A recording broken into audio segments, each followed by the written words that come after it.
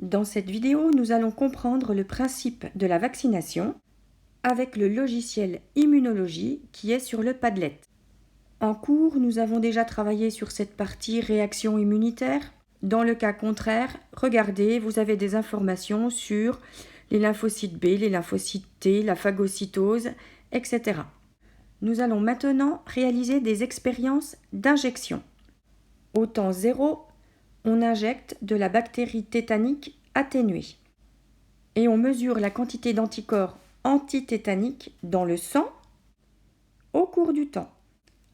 La quantité d'anticorps augmente à partir du 3e jour pour atteindre un maximum au 6e jour avec une valeur maximale de 18 unités arbitraires.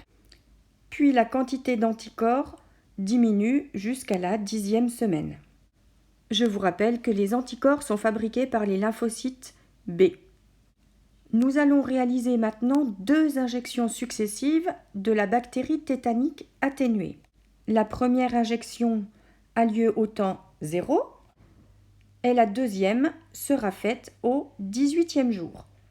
La quantité d'anticorps produite augmente au cours du temps comme précédemment, mais lors de la deuxième injection, la quantité d'anticorps produite est beaucoup plus rapide. En effet, juste après l'injection, la quantité d'anticorps augmente immédiatement, ce qui n'était pas le cas lors de la première injection. De plus, la quantité d'anticorps produite lors de la deuxième injection est beaucoup plus élevée que la première fois. La réaction est donc plus intense et permet de ne pas tomber malade. On s'aperçoit enfin que la quantité d'anticorps diminue progressivement, mais de façon beaucoup plus lente que lors de la première injection. Nous allons passer maintenant à des injections de micro-organismes. 2 injections seront réalisées. La première avec des bactéries de la diphtérie, mais ces bactéries seront atténuées, c'est-à-dire qu'elles ne provoquent pas la mort de l'animal. Puis la deuxième injection, on injectera des bactéries du tétanos, qui est une maladie mortelle. Voici les résultats de l'expérience. La souris est morte, elle est morte du tétanos. Pourquoi la souris est-elle morte du tétanos ? Parce que les anticorps sont spécifiques d'un antigène donné. Grâce à la première injection, la souris avait produit des anticorps anti-diphtérie, mais elle n'avait pas des anticorps anti-tétanos. C'est pour ça que la souris est morte du tétanos.